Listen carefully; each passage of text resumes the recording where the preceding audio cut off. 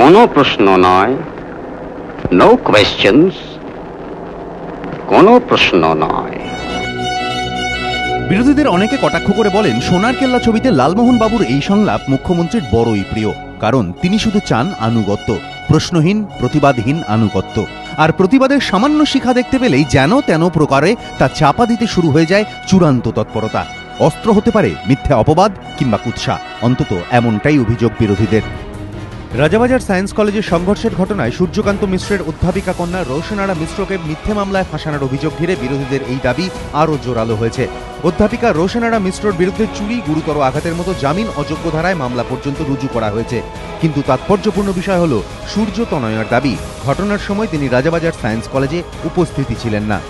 সোমবার যাদবপুর কাণ্ডে তৃণমূলের পাল্টা মিছিল দেখার পর অনেকেরই দাবি, কুৎসার ফাঁসে প্রতিবাদীর কণ্ঠরোধের চেষ্টাটাই আরও একবার চোখে ধরা পড়ল পোস্টার প্ল্যাকার্ডে।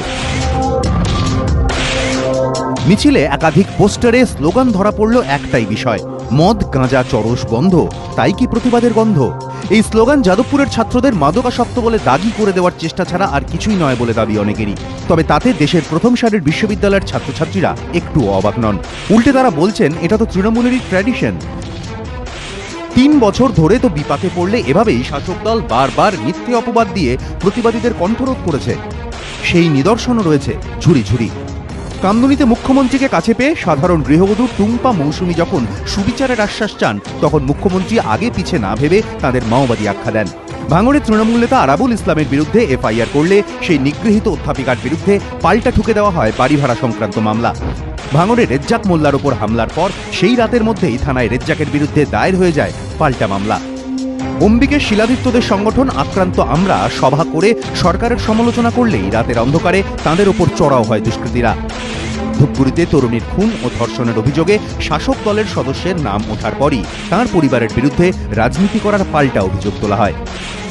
যাদবপুরের পড়ুয়াদের একাংশ বলছেন, আন্দোলনে নামার আগে তারা এই কাঁটা বিছানো রাস্তার কথা ভেবেই রেখেছেন, তাই এখন আর পিছিয়ে আসার কোনো প্রশ্ন নেই। তবে তাদের প্রশ্ন একটাই, মুখ্যমন্ত্রী কথায় কথায় সরকারের বিরুদ্ধে কুৎসার অভিযোগ তোলেন, কিন্তু সেই কুৎসাই যে এখন তার দলের প্রধান হাতিয়ার হয়ে উঠেছে, সেটা কি তার চোখে পড়ে না? এবিপি আনন্দ।